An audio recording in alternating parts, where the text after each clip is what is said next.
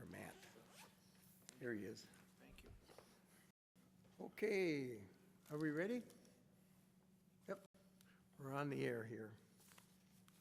Okay, welcome to our May 18, 2025 Prior Lake Spring Lake Watershed District meeting.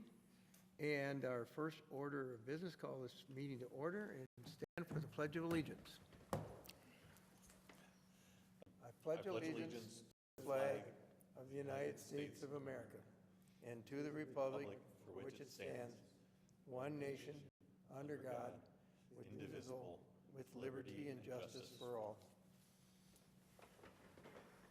Okay, our next order of business is to have a ceremony and swearing in our managers, just been recently appointed.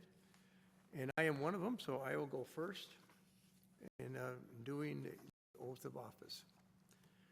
I, Bruce Loney, do solemnly swear that I will support the Constitution of the United States and the state of Minnesota and will faithfully discharge the duties of the office of manager of the Prior Lake Spring Lake Watershed District to the best of my judgment and ability. And the next manager to be sworn in, thank you. And the next manager to be sworn in is Manager Morkenberg. Yes, thank you. I, Christian Mørkeberg, do solemnly swear that I will support the Constitution of the United States and of the state of Minnesota, and will faithfully discharge the duties of the office of manager of the Prior Lake Spring Lake Watershed District to the best of my judgment and ability. Congratulations. Okay.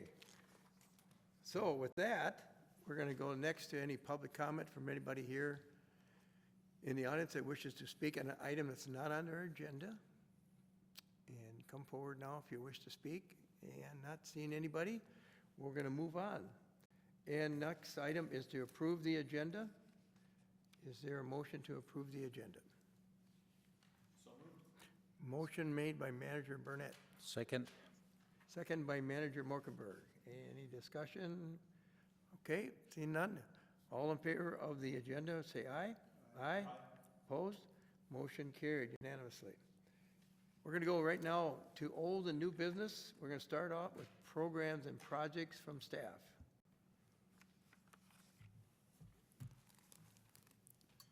All right, starting with the projects and programs, we are back in the Prior Lake City Hall, the Watershed District office. We're located in the lower level, so good to be back.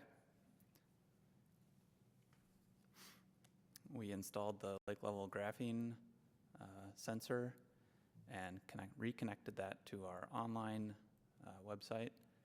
So we'll be able to monitor in real time lake levels and hopefully capture this nice spring melt.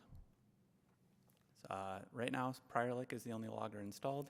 As lakes ice off occur, we'll install equipment and sensors when available.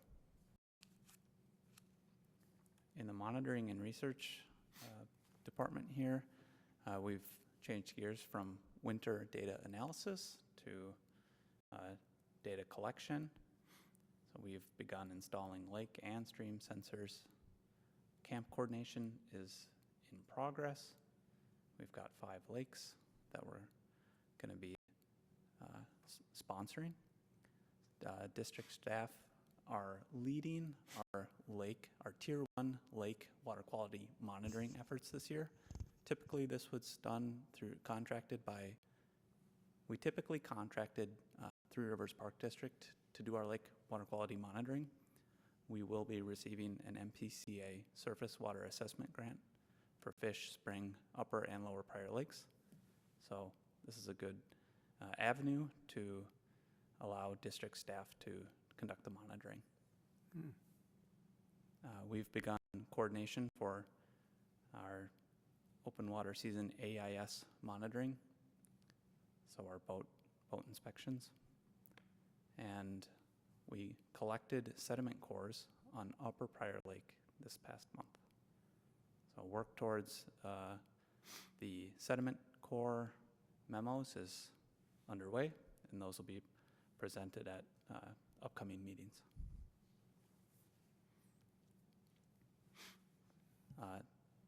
So carp tracking was continued.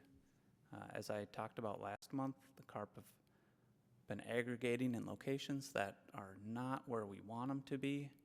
They've been very active, and they've transitioned from that northeastern area over toward the Seine Hall, but only for a day, and then they moved south and east or west towards the County Ditch 13 inlet. So we've been unable to conduct a under ice winter seine.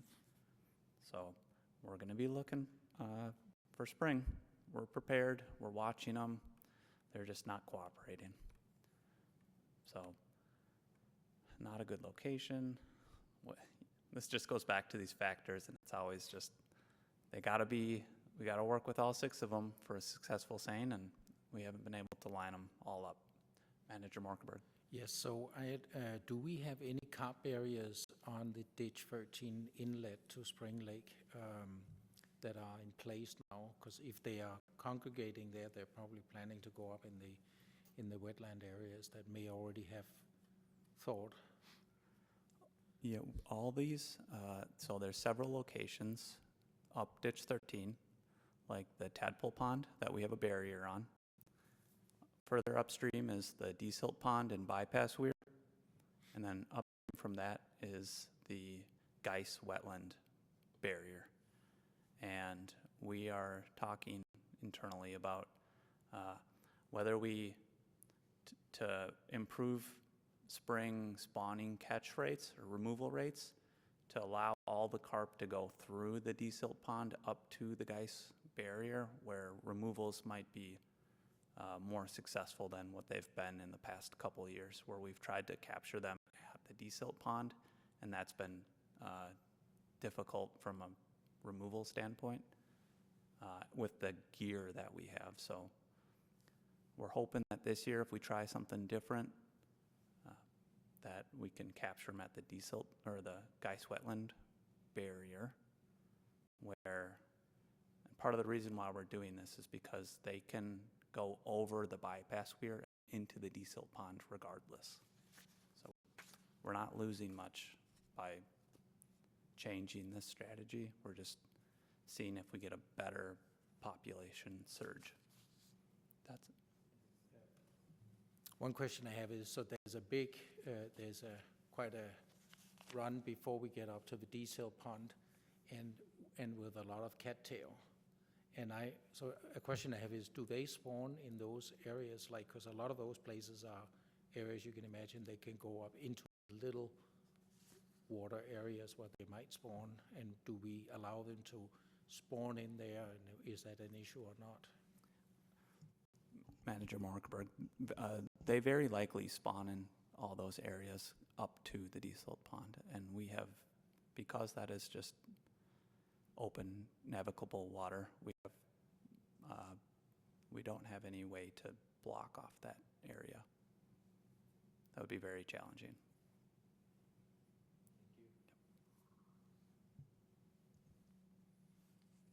So the seining event in the winter did not occur, though we have been working with commercial netters, and they are ready, available, and interested in open water netting. So this is a different set of commercial netters than what our typical winter seiners would be. And so we're ready as soon as ice out conditions occur. Over the past month, a big priority of ours was completing the ferric chloride NPDES permit. This stands for National Pollutant Discharge Elimination System. This permit provides authorization for us to dose our ferric chloride chemical in our water treatment system. This permit sets limits and requirements. So we submitted this permit renewal last month. There's numerous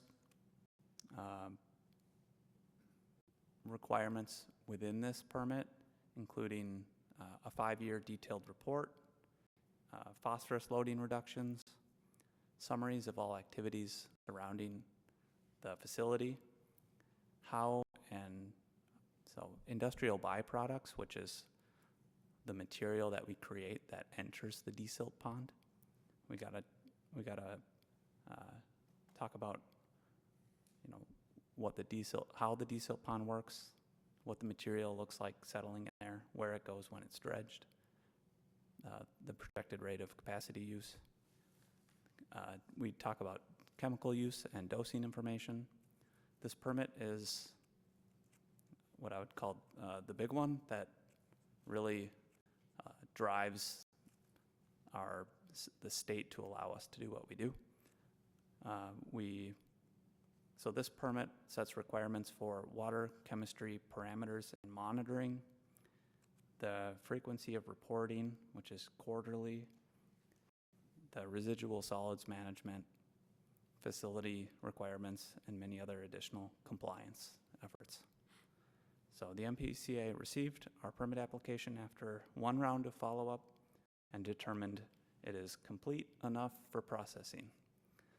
So we're excited to hear that, and the permit will hopefully officially be reissued in August.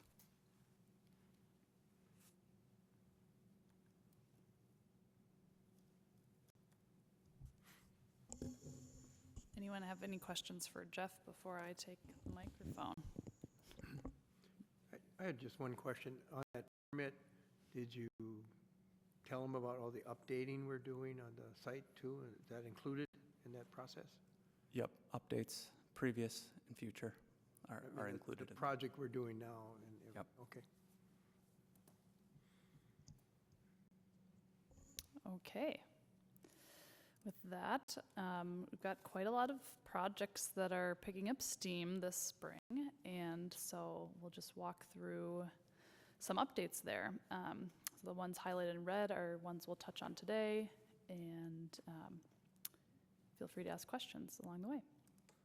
So the first update to give is just a reminder of kind of where we left the Sutton Lake Management Plan. That plan is looking at how to promote plant diversity and seeing if lake drawdown is a tool that we could use to promote some diversity. Essentially, as you can see in this photo, there's a lot of cattail that have dominated the lake, and lake drawdown can kind of offer as like a reset to plant communities. It can also not function that way.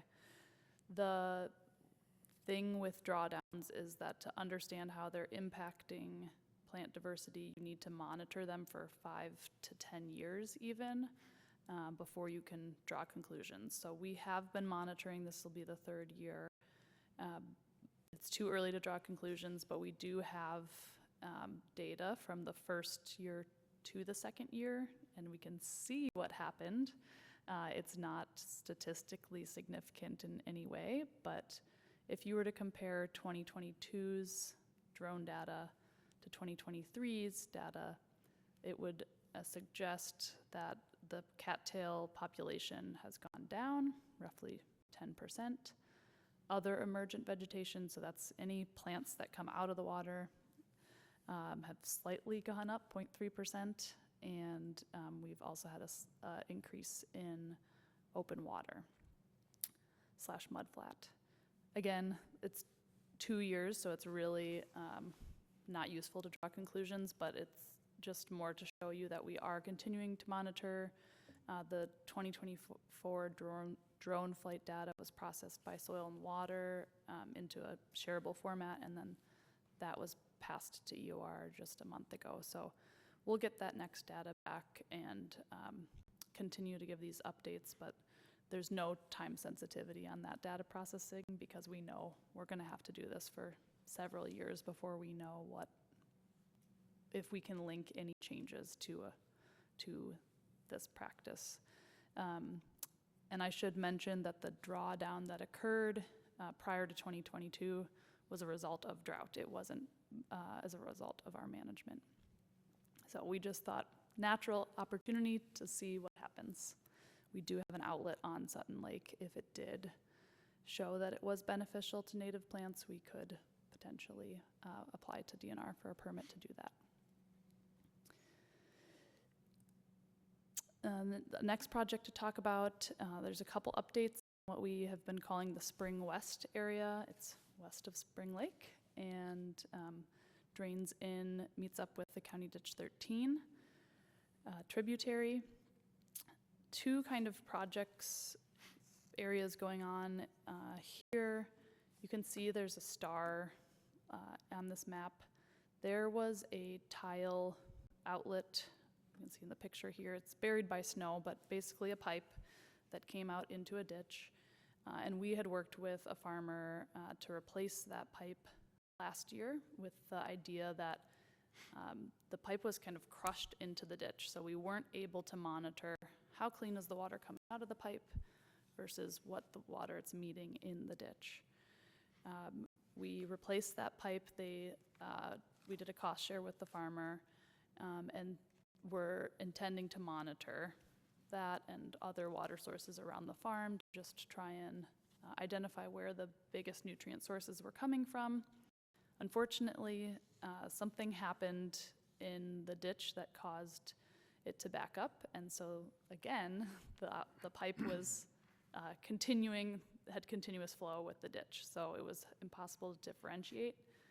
We are going to go out this year, and it's probably just a clog that we need to dig out so that we can get those distinct samples. So that is still going forward. As you know, last year we had challenges as well, just very wet and then very dry. So we weren't sure if what we were seeing was because it was so wet. It continued in the fall, and so we're going to nail that down. At the same time, that's not preventing us from working with the landowner and building some potential solutions for erosion and nutrient contribution that are happening there. So it's definitely an active partnership right now on that farm, and I'll hand it over to Danielle for the last bullet point there.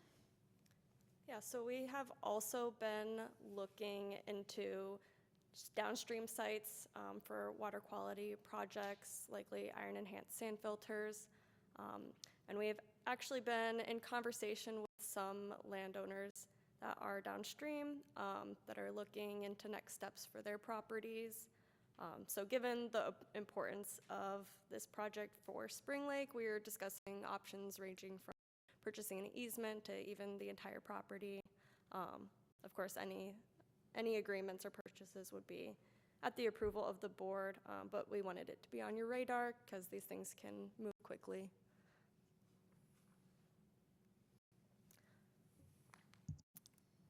Okay.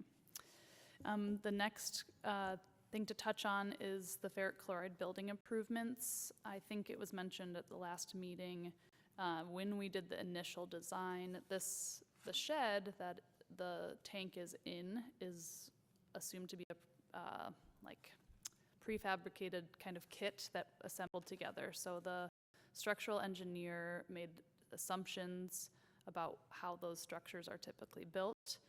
What it looks like inside is there's kind of a metal sheet that is like the inner wall, and it kind of covers up where the structural elements are.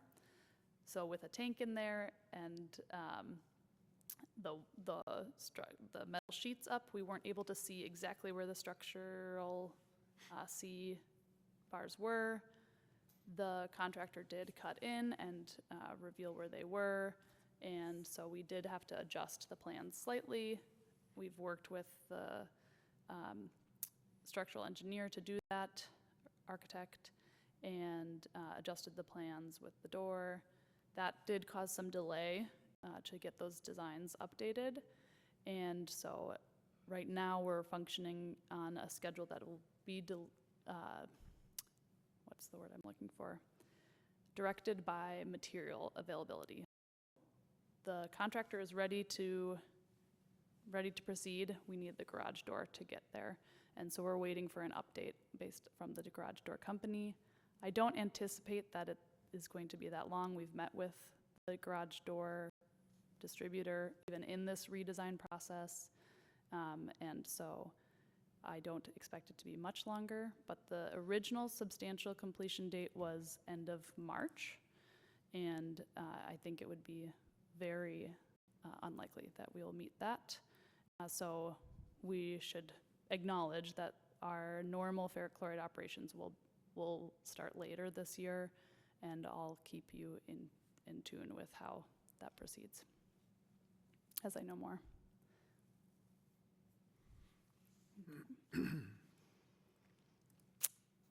The driveway improvements are looking to progress quickly here. We're wrapping up insurance documentation, and their substantial completion date is still set at May 31st. We may have the pre-construction meeting with landowners as early as next week to begin that work. So that's proceeding as planned.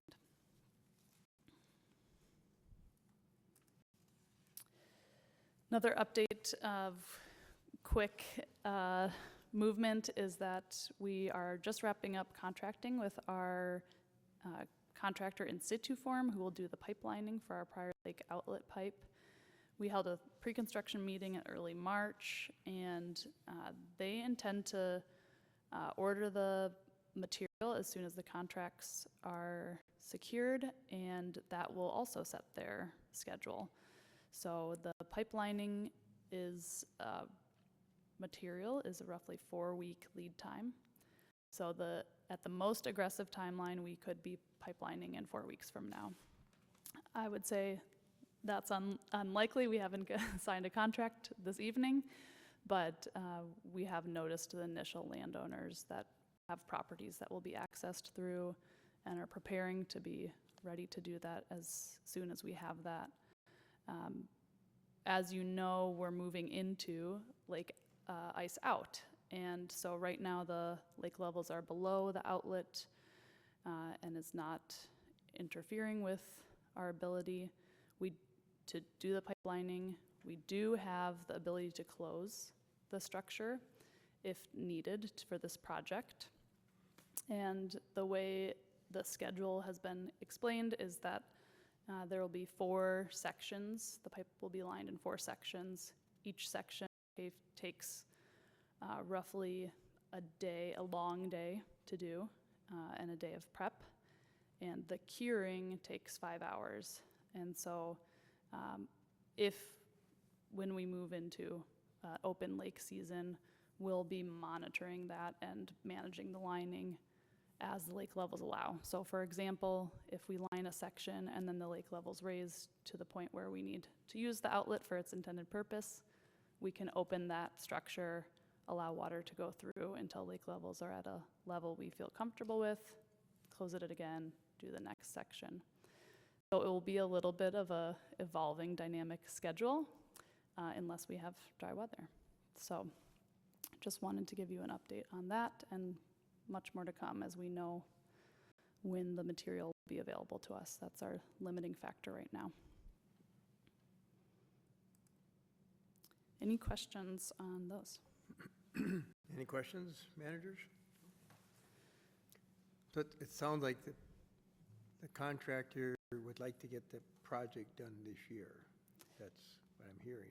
Yes, yeah, as soon as they can. Yeah, it was our initial assumptions that a contractor wouldn't want to have to be responsive to closing, opening, and breaking up the schedule like that, but this contractor seems interested in doing it as soon as they can.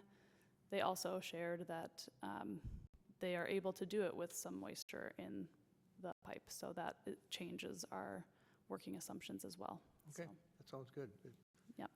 It's probably, as soon as the material is available, then they might be moving in. Okay, good. If there's no other questions, I just want to say excellent.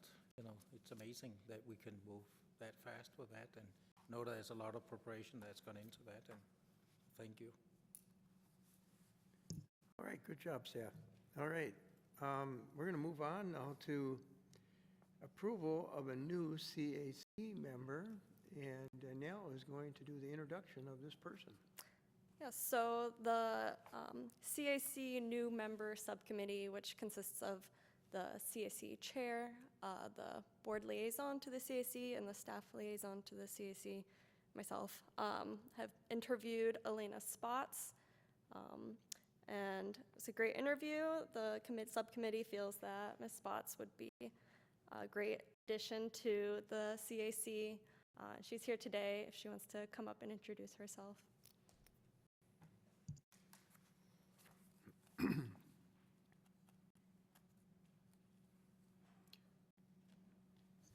And welcome.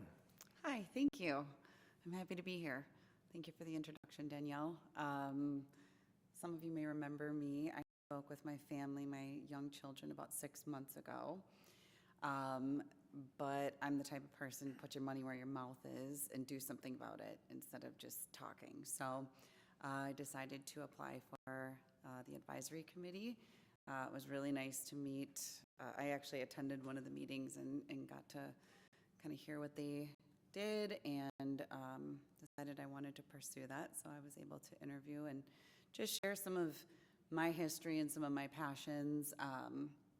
My family and I moved to Prior Lake in 2013, and we lived just south of the Tractor Supply. We loved being on the lakes. I paddleboard regularly. We're out boating, tubing, just doing what we can. I actually trained for a mini triathlon in Prior Lake. That was a little scary. But recently we moved to Fish Lake, and so now we're kind of exploring that lake. We did a lot of fishing in the summer. We did a lot of ice fishing this winter. We actually caught a 13.6 ounce crappie, which was quite impressive. But near and dear to my heart is water. As I was telling Danielle, I was just saying, all of our vacations, it was dawning on me, revolve around water. Whenever I go somewhere, we're near a body of water because I am just so drawn to water. I grew up with a cabin on Pelican Lake up in Brainerd. So it's just the lakes and the quality of the water are really important to me. They're now very important to our family, our children who are really invested in the lake. And we hope to have our grandkids there someday and, have big family gatherings and that the lake is of a good quality where they can catch a 13.6 ounce crappie. So I'm excited to be a part of this. I'm excited to support all of the efforts. It's really interesting to hear all the different projects that are going on. And all the things that you all do behind the scenes that nobody else knows about. It seems like it's probably a thankless job, but I'm saying thank you for everything that you've done, and I'm excited to be here and to be a part of this. Do you have any questions? Any questions? You sound like you'd be a wonderful addition to the CAC with your various lake experience, so. Thank you. Okay, well, we need a motion to approve the appointment of Elena Spots to the district CAC. So moved. Motion made by Manager Tofinelli, Second? second by Manager Morkenberg. Any more discussion on the motion? No, I just also wanted to welcome you and good luck. Good luck learning about all the things that the CAC does, and look forward to hearing your advice and Thank you. recommendations. Thank you. I shared with them, I've been marching on Capitol Hill for the last 8 years, so I have a lot of experience meeting with Congress and Senate and talking about my causes, and I've just always been very involved, so it feels very natural, but I'm excited. This is a new one for me. Well, very good. Any other comments? Everybody? Okay. Assume you guys are ready to vote. All in favor, say aye. Aye. Opposed? Motion carried unanimously. Welcome. Thank you. Board. I appreciate it.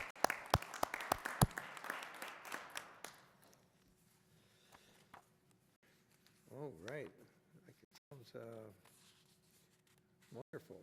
Okay, next we're going to go to item 6.3, 2024 Aquatic Plant Survey Results. And Jeff, you want to do any introduction or not? Yep. You can up to the front. Yeah. Oh, it's over there. Connor McComas with Blue Water Science has led many of the delineations and surveys in 2024. Connor helped write and create the reports for each of our lakes that were surveyed. And Blue Water Science has been a consultant of the districts for many, many years, providing expertise in aquatic plants and helps us with our treatment delineations, planning, and all this information gives data to the district to help manage our water bodies.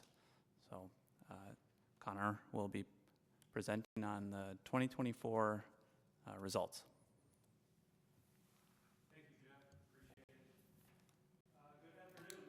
Good evening. My name is Connor McComas. On behalf of Blue Water Science and Steve McComas, I'm going to be talking a little bit today about our 2024 surveys in the watershed. I'm going to start off with talking a little bit about some of the delineations that we've done with lakes, such as Upper Pryor, Lower Pryor, Spring Lake, and Fish Lake. We have done early season curly pondweed delineations. And in those lakes, we do early season surveys, and then if we are doing a treatment is to be conducted, we would come back and assess those plants. As well, I'm also going to be talking a little bit about the point intercept surveys done in 2024. Thank you. All right, I think I'm mic'd up now. Thank you very much. So we're going to get into some of the surveys done in 2024. I'm going to try to be pretty brief and move through quickly. If there's any questions, please don't hesitate to raise them. So here's just kind of a base map of showing some of the locations of the lakes sampled in 2024.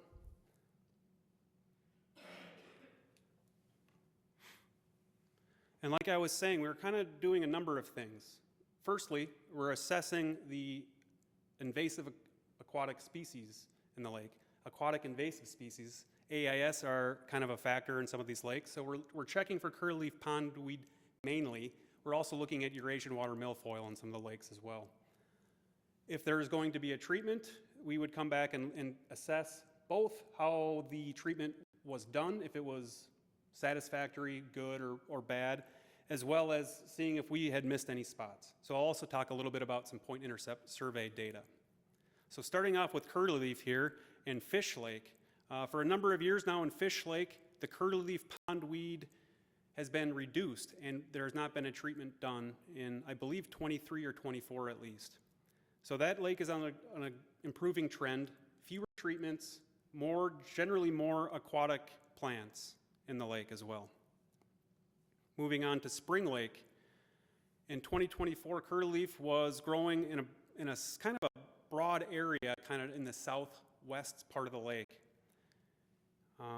About 19 acres was circled up for treatment, and upon post-treatment, we found that control was relatively good. There was no nuisance growth. Curlyleaf was under control. And we know, as going back a number of years, Spring Lake has a history of being pretty widespread curlyleaf pondweed growth. But as we've kind of progressed into the 2000s, mid-2000s, slightly reduced. And then as we get into kind of the last 15 years or 10 to 15 years here, we are kind of getting these hot spots areas where curlyleaf is growing persistently over the years. And we're still working on controlling that to get those turions, the seeds, under control. And if we can really control those seeds, curlyleaf will be less of a factor. So just summarizing some of the treatments over the years in Spring Lake. Some years there's been more treatments than others. But we've had a trend for about the past 5 years of these kind of stable beds of curlyleaf pondweed. Still getting at that. A lot of lakes still have these curlyleaf pondweed issues. Excuse me? Yes. Which year was the harvesting done at Spring Lake? Was it 2007 or 2006? Or when did they, you had a slide that said harvesting. I think they treated it and then they did harvesting. Yes, this was kind of in the mid to early 2000s. where we were kind of experimenting, I believe, with both approaches a little bit. Once we started to get to an acreage where harvesting kind of became a challenge, however, it is still a valid option in a lot of circumstances. I don't necessarily have those dates, the data points with harvesting, although on this chart here, it does show in 2002 and 2003 that harvesting was conducted, denoted with an H in the treatment column.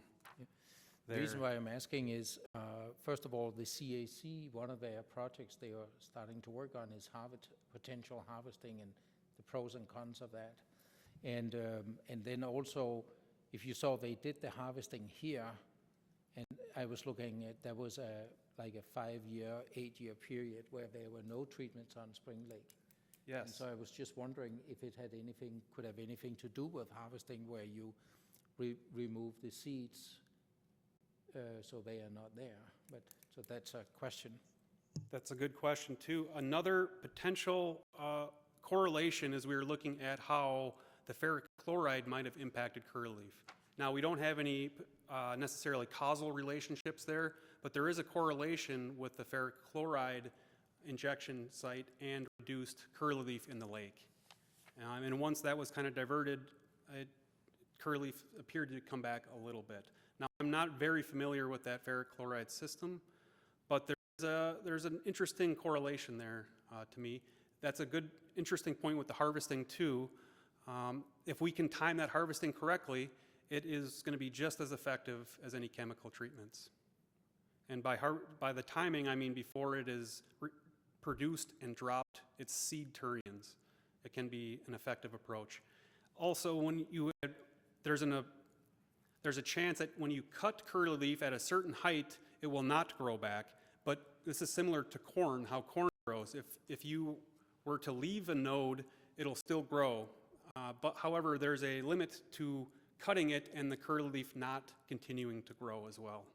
So those are some interesting kind of components in there. I think, me personally, I believe that harvesting is kind of underutilized tool, especially for smaller locations, smaller infestations. So we're still on Spring Lake here, but we're switching gears to Eurasian water milfoil. Just kind of review what has happened over the past couple of years. I want to kind of continue to keep my pace up a little bit here, though. So Spring Lake, we had first found an infestation of Eurasian water milfoil. Upon inspection, we had found it a lot kind of spread throughout the west portion of the lake. We had attempted hand removal, and we've also hit it with herbicides there. So in 2022, we found a new pocket. Our control was good on the western portion of the lake, but we were finding some new sites on the kind of, I forget what bay that's called. It is, but as on the map here, you can see kind of some red dots. So that was treated, we had good control, and that spot did not come back in 2023. However, in 23, we had a little bit more Eurasian milfoil on the western portion of Spring Lake. But again, these are light growth to moderate growth areas. And finally, in 2024, we did not have a lot of milfoil, but what we did have was light growth and sporadic single-stemmed growth. So it's interesting that we don't have a big invasion pulse coming from Eurasian, as is sometimes typical from new invasions. But I do believe that the Spring Lake Association, along with the watershed, has been monitoring and keeping an eye on the milfoil, tracking it as we go on. It'll be interesting in 2025 to see what happens with that. Onto the Prior Lakes, Upper and Lower Prior Lake. So here we have a map from 2024 showing the locations of curlew that was found, as well as the treatment areas. In 2024, we proposed 29.5 acres about of curlew treatments. That was done in early May. It was before May 1. 2024 was a very interesting year in terms of the weather patterns that had set up. Now, on the post-treatment here, we did not find very good control of our curlew pondweed. A lot of the areas that were treated were not 100% effective. Some were satisfactory, some may have been poor. So again, it was a challenging year to both delineate curly-leaf pondweed. It was growing. We had to delineate early, and the curly-leaf was continuing to kind of come in and grow. It was an early season. The ice was out early. It was an early spring, and it was kind of a unique year. There are also some areas in Upper Pryor that we did not delineate that came in rather strong. For example, in that this southwestern basin is typically a hot spot in the Pryor Lakes. Here's kind of the typical known locations for Pryor Lake curly-leaf pondweed. These are spots that have been treated a number of years, and we're still getting curly-leaf pondweed. However, and as you can kind of see, the treatment areas over the years have been variable as well.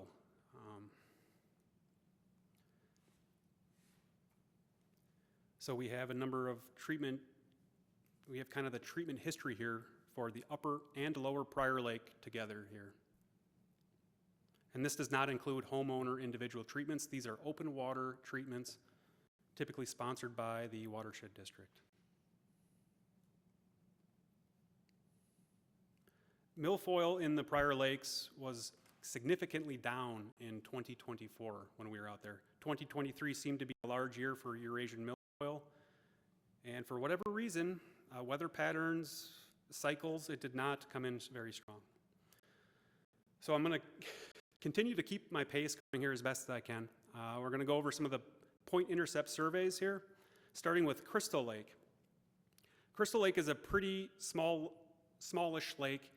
It has two kind of basins to it. One is more of a shallow basin, one is kind of a deeper basin. In 2024, we did find a number of plant species, 6 submerged species, 2 floating leaf species. Coontail was the dominant species. Very pretty lake with fishing opportunities, paddling opportunities, good paths, and good native plants around the lake there. And here we're back to Fish Lake. So we did the curly-leaf pondweed delineation, and then we came back and did a full point intercept survey. Fish Lake, I believe, is on kind of an improving pattern in terms of water quality and plants. Now, it's not drastically improving, but we are seeing an increase in aquatic plants, increase in where they are, the depth they are growing out to, and a few more diverse spots in the lake than in previous. I think is a good sign going forward. The Jeffers Pond Complex, this is dealing with upper and lower Jeffers Pond, were sampled. A very pretty lake, lots of great habitat. The lower basin had a significant amount of Eurasian water milfoil growing throughout the lake. It was most common statistically. However, the heaviest growing plant was coontail in the lake. This is kind of like a very unique system where upper lake is flowing into the lower lake. It has good habitat, good wildlife. It has another kind of rare plant, American lotus lily. Very kind of unique system there.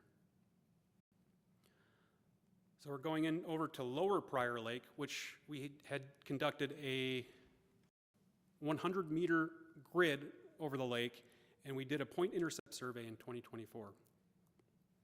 The number of species that were sampled was 18 for submerged species. This is a pretty good species diversity for the lakes. As you can see, on the right here is a map of the species richness, and on the left side there's some tables showing plant surveys from the previous years.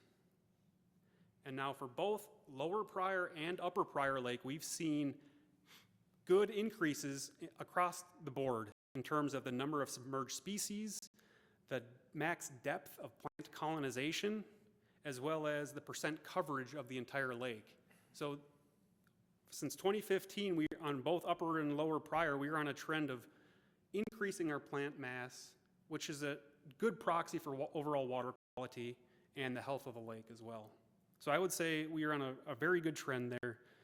Plants are growing deeper and deeper, the diversity is getting better, and we're having more overall plant colonization. Good thing for helping to maintain water quality in those lakes. I think the watershed has really done good work with across the board with internal things and external things. You know, the fish internal and the watershed as well. It's been good to see that. It's been fun to do those surveys because of how the plant community is really adapting to the conditions out there. So Pike Lake was another lake that we had conducted a point intercept survey. Interesting little thing about Pike Lake, I believe it was 8 years ago that they had their first initial finding of Eurasian water milfoil on the lake.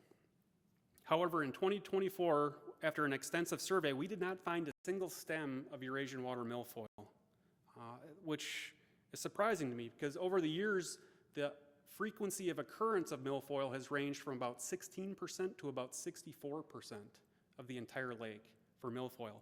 So to not find any milfoil was a kind of a notable observation out there. Other than that, the water quality is so-so, and this plant diversity is fairly low. It would be nice to have a few more plant species out there to kind of fill out the canopy within the water column, but the lake, I think, is doing fine for right now. Swamp Lake was kind of the last one here, where a PI was done, as we say, a point intercept. This is a kind of more of a shallow lake. It has plants growing throughout the whole basin, very low algae, a lot of aquatic plants, lots of ducks, a pair of swans out there, good habitat overall, even some rare, I was anecdotally noticing some rare native pennywort plant, it's called. But some nice habitat, some good buffer around the lake as well. So just kind of to summarize, some CLP, or curly leaf pondweed growth, has been variable but consistent in the same areas for the most part. Fish Lake is one of the few lakes that we have not had to do a curly leaf pondweed. We've conducted curly leaf treatments there, but in the past years we have not had to treat. So that is a good trend to see for Fish Lake. While Eurasian water milfoil in Prior Lake has been up and down, we are currently on a cycle of downward trend for 2024, and I would presume in 2025 as well. And while plant diversity in Spring Lake was a new high in 2023, we had a little bit of a setback in 2024, but we'll continue to monitor the plants and water quality out there as well. I think that's all I had for today. If there's any questions, I'd be happy to answer anything. Thank you. Okay, thank you. Any questions on this report? Christian? Yes, first of all, thank you for the hard work you're doing out there. It's fun. I've been with you or with your dad a few times to do it. So a question I have is, Lower Prior Lake had a 42% plant growth, I think, in the shallower areas. What was it for Upper Prior Lake and Spring Lake, the percentage in 2024? That's a great question. And maybe you don't know. I don't have that information with me. I did not include it on this slide, and I should have done a table similar to this. Okay. But we've had great point intercepts, consistent trend of point intercepts out there. And overall, up through 2023, we had an increasing trend. In 2024, we had a kind of a setback in terms of the plant colonization depth, as well as the species diversity. And that was probably likely due to a just slightly reduced water quality over the course of the season. Yeah, so for Spring Lake, there was a decrease in water quality in 2024, and so that correlates with the decreased plant growth. Yes, and I can get some information over to you if you'd like with that report as well. Thank you. Any other questions from the managers? Oh. And it sounds like we're going to get a more detailed written report. That's correct. I have sent reports over to the watershed district for each individual lake at this time. Yep, okay, that'd be good. Manager Loney, those reports are now on the website. They're on the website now? Yes. Okay. Okay, and very good. another good report for another year. And I see we have something else on the agenda from, is that correct, from Blue, an aquatic vegetation survey contract with Blue Earth Science, I think, it's on the consent agenda. Okay, well, thank you, Connor. Say hi to your dad for me. Okay. All right, next we're going to go to item 6.4, authorization to proceed with its petition for swamp eye enhance filter, and this will be a vote. And I believe Emily's going to do the presentation. That's correct. I am bringing this forward. It's a slight project update on swamp iron enhanced sand filter as well. We have progressed. We're at 60% design reviewed by staff for the swamp iron enhanced sand filter. We are still hoping to progress and see if we can get it out to bid this spring. With 90% design, that'll be coming at a future board meeting. But one of the things that we have to do in preparation for construction is to go through the ditch petition process. And so we've been working with Scott County, who is the ditch authority, throughout the development of this project, including early on in the feasibility study. So they're well in step with us. What that looks like is we submit an application, and depending on how they choose to process it, the decision to approve our application for the project could be approved in one meeting. There's a public hearing period where they review and notice the public. That's about 60 days. So we're looking at maybe a hearing 2 months out from now-ish. But what we would like to do is to get board support, board approval, a motion to authorize us proceeding with the ditch petition process for the swamp iron enhanced sand filter project. Thus far, we've received really positive feedback from Scott County, the ditch authority, and so we don't anticipate it to be problematic. That's it? That's it, unless there are any questions. Okay. Questions? Anybody? Manager Morkenberg, you look like you're ready for a question, or? Well, I would move to proceed with authorization for the ditch petition for the Swamp Lake Iron Enhanced Sand Filter. Okay, that's a motion by? Second. And seconded by Manager Boyle. Any more questions or discussion on the motion? I have just one comment. If we had control of this ditch, this wouldn't be really a petition then, would it? I don't believe so. Yeah. Okay. Just not that I'm saying we want it, but it just, the process would be easier. Okay, no more questions, comments? You ready to vote? All in favor of the motion, say aye. Aye. Opposed? Motion carried unanimously. I think that takes us to the treasurer's report with Manager Morkenberg. Yes, thank you, President Loney.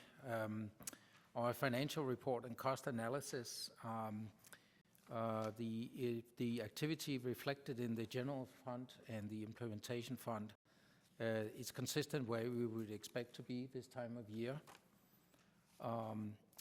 Also, when you look at the cash flow analysis, you can see that we have adequate cash flow to cover upcoming expenditures, and that importantly includes the potential pipelining construction costs, which we have to cover until we receive the grant funds, and also until we receive the tax settlement funds for the first half of the year. So we have anticipated that, and thanks to the good work of our staff, it may be that we'll have to come up with the cash very soon, and we should be ready. If we look to compared to last year, our general fund expenditures are slightly less.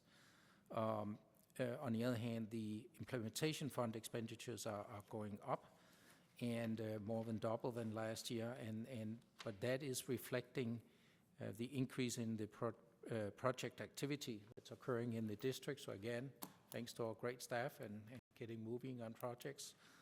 So this is a good thing. We are paying consultants more, we are paying vendors more. But this is why we are here. These are going to good projects. So that's the end of my report. Any questions? Okay. Yeah, I like what you're tracking our cash flow, because it sounds like a couple of our projects might be coinciding with each other, and so we'll have to watch the cash flow. Each project's a little different as far as when we can get money from the agencies on those grants, but we look like we're looking good. Yeah, yes, we are in good standing now. And we also, as you can see, we got new printed formats for our tables, which makes them a little bit easier to read, which I think is a good idea. So thank you. There's a lot of details when you dive into it. There is. Yep. Okay, any other comments, questions on the treasury report? Thank you, Christian. Thank Good you. job. Yep. All right, we're going to move now to the consent agenda, and we have 8 items on our consent agenda. I'll read them. First of all, is there any item that needs to be taken off the consent agenda by any staff or board members? Okay. First of all, I think we should have a motion then to approve the consent agenda. So moved. Moved by Manager Tofinelli, Second. second by Manager Boyle. Okay, so I'll read the consent agenda before we vote. The meeting minutes of January 21, 2025 board workshop, and also the board meeting. Claims list and bank purchase card expenditure summary.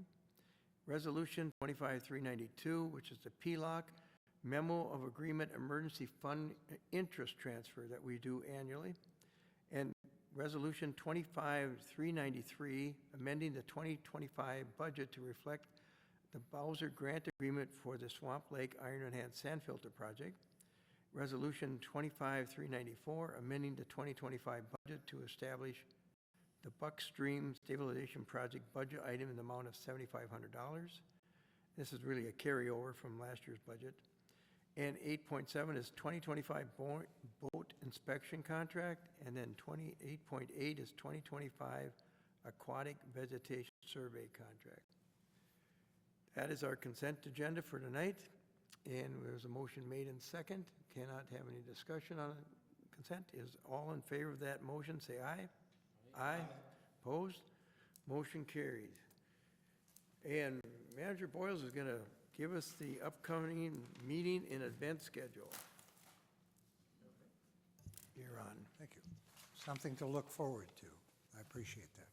Our upcoming meetings include the following. Our PLOC Cooperators meeting, Prior Lake Outlet Channel meeting, in other words, is coming up Thursday, March 27th at noon in the Parkview Conference Room, which is right across the City Council chambers. Our Community Action Committee also meets Thursday, March 27th, 6 p.m., but that meeting will be downstairs in the Wagon Bridge Conference Room. It's larger, the 2 rooms down there. The Board of Managers will conduct a workshop Tuesday, April 15th, 4 p.m., here at City Hall as well, and once again in Parkview Conference Room. And finally, the Board of Managers meeting will also take place Tuesday, 15th, in here, commencing at 6 p.m. That is the meetings for the coming month. Yeah, thank you, Frank. Good. And that concludes our meeting. We're up to a motion to adjourn. Oh, something else? Oh, I thought somebody else. Okay, you were just pointing at the clock, huh? Okay, we need a motion to adjourn. Motion by Manager Tofinelli. Second. Second by Manager Burnett. All in favor of the motion, say aye. Aye. Aye. Opposed? We are adjourned at 7:11. Good night, everybody. Less than an hour. That's also a We gamble. started at 6:12. That's significant. for the Predicting gambling we'd be done in an hour. Yeah. Hey, where's our, are you gonna get paid 125 or $40 or nothing?